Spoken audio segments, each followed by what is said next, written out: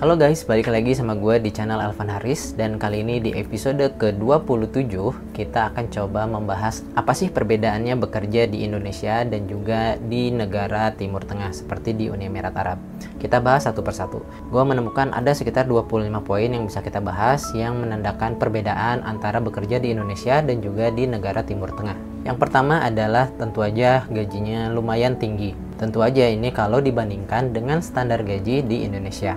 Kenapa ini bisa terjadi? Karena memang kehidupan di Timur Tengah itu memiliki biaya hidup yang relatif lebih tinggi, jauh dibandingkan dengan di negara Indonesia. Secara general bisa gue bilang gaji di sini rata-rata bisa berkisar 3 kali lebih tinggi, ada yang 5 kali lebih tinggi, tergantung dari perusahaan mana yang kalian tuju dan juga skill atau experience kamu sudah berapa lama. Jadi poin yang pertama adalah tentu gajinya relatif lebih tinggi dibandingkan dengan gaji di Indonesia. Poin yang kedua adalah tidak ada pajak, terutama di negara Uni Emirat Arab pajaknya itu 0 dan juga negara Qatar itu juga 0 dan mungkin ada beberapa negara di Timur Tengah lainnya juga menerapkan pajak 0%. Sehingga gaji yang kalian dapatkan benar-benar utuh, full 100% dari perusahaan masuk ke kantong kalian.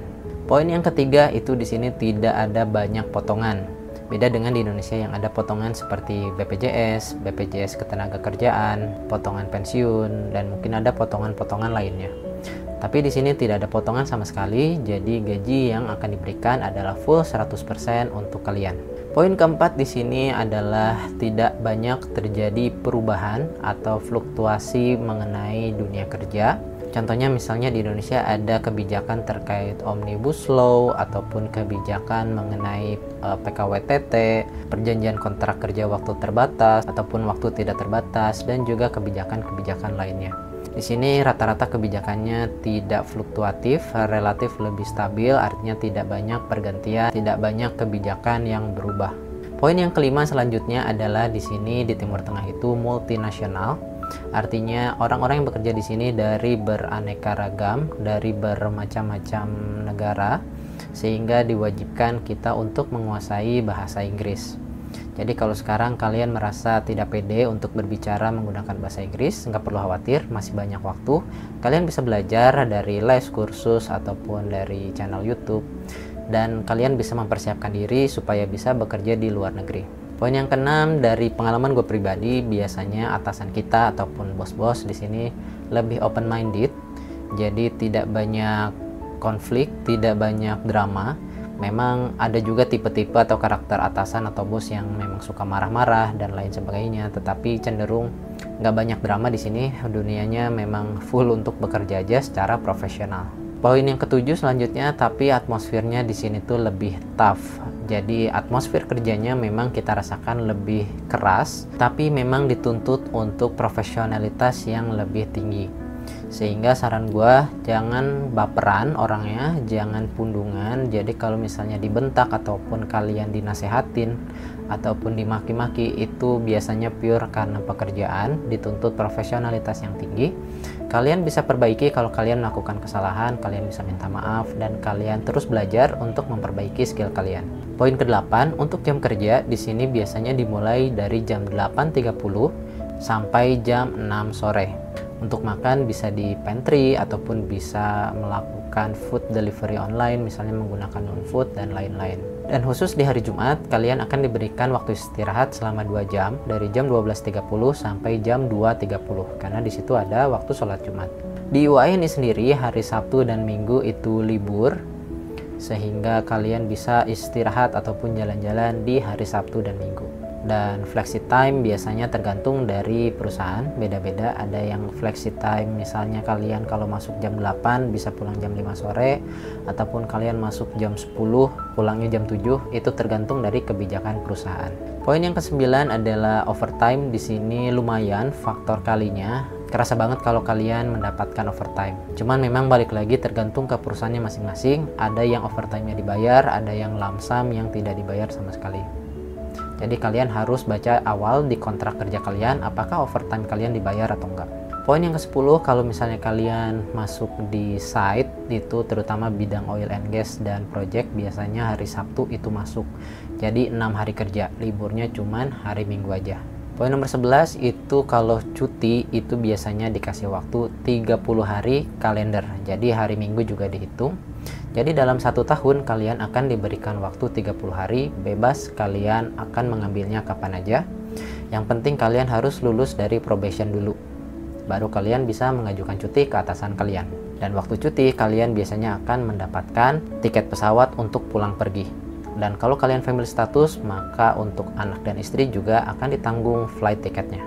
Cuti sakit kuotanya itu 15 hari dalam 1 tahun, dan kalian harus menyertakan surat sakit dari dokter yang memeriksa kalian. Poin yang ke-13, biasanya di Timur Tengah sini ada coffee time atau break time. Itu biasanya kalau pagi sekitar jam 10 dan juga sore itu biasanya jam 3-an sore. Jadi udah hal yang biasa, misalnya jam-jam segitu kita akan ke pantry untuk sekedar bikin kopi ataupun bikin teh dan mengobrol dengan teman-teman kita. Poin ke-14 untuk meeting itu seperti biasa yang kita lakukan. Ada yang offline, langsung kita diskusi di satu ruangan, ada juga yang online. Yang online biasanya kita menggunakan MS Team. Jadi nggak jauh beda kalau kita melakukan meeting dengan teman ataupun dengan atasan kita. Poin ke-15, kalau kalian mau sholat itu bebas, langsung aja kalian ke musola. Gak perlu izin, gak perlu apa, karena ini adalah kewajiban kita sebagai muslim.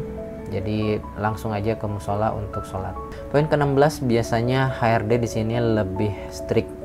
Jadi ada kasus di mana karyawan menggunakan kata-kata kasar pada suatu meeting yang dianggap tidak pantas, dan keesokan harinya HRD langsung datang untuk memberikan surat pengunduran diri. Jadi jangan sampai melakukan hal-hal yang aneh, hal-hal yang di luar dari norma dan etika bekerja di kantor. Karena kita di sini tujuannya mencari uang, jadi jaga nama baik perusahaan, jaga nama baik kita sendiri, jangan melakukan hal yang aneh-aneh supaya kita bisa kerja dengan aman dan nyaman.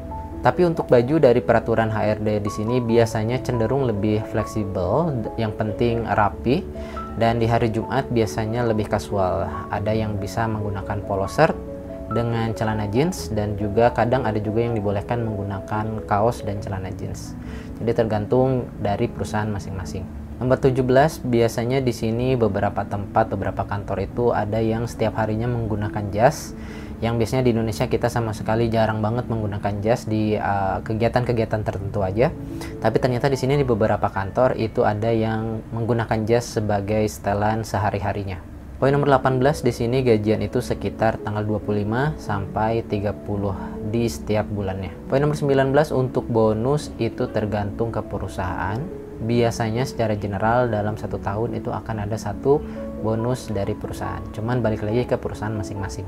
Poin nomor 20, kita untuk bekerja di sini itu harus ada yang mensponsori, dan biasanya sponsor kita itu dari atas nama perusahaan itu. Jadi perusahaan akan menanggung kita untuk visa kerja, visa residen itu selama 2 tahun.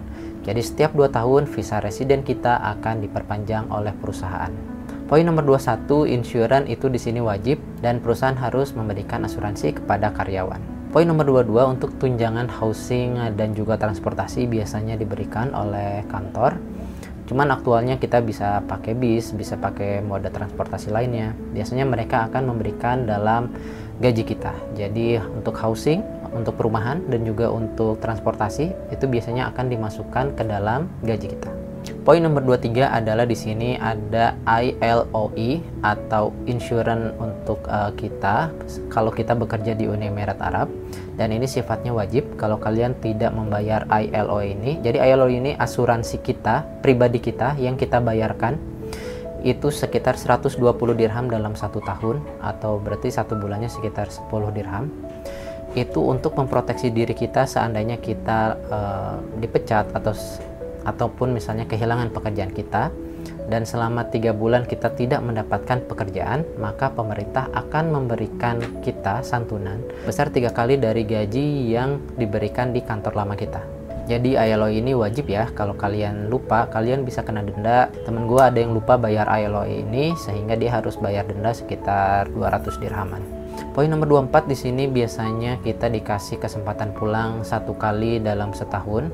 Ya tadi yang sudah gue bilang, akan diberikan tiket pulang pergi 1 kali dalam 1 tahun. Poin nomor 25 ini opini gue pribadi, karena di Uni Emirat Arab dan juga negara Timur Tengah lainnya, ataupun contohnya Qatar misalnya, itu penduduk ekspatnya lebih banyak. Penduduk yang paling banyak pertama India, yang kedua Pakistan, yang ketiga Bangladesh. Jadi kalian harus bisa beradaptasi untuk berkomunikasi ataupun untuk berteman dan mengobrol, sehingga kalian bisa bekerja dengan aman dan nyaman. Jangan pernah kepikiran untuk bermasalah ataupun melakukan sesuatu hal yang dilarang, misalnya kalian berantem ataupun kalian mencuri. Jaga nama baik Indonesia di luar negeri. Oke, itu aja 25 poin yang bisa gue sampaikan perbedaan bekerja di Indonesia dan juga di negara Timur Tengah, khususnya di sini di Uni Emirat Arab.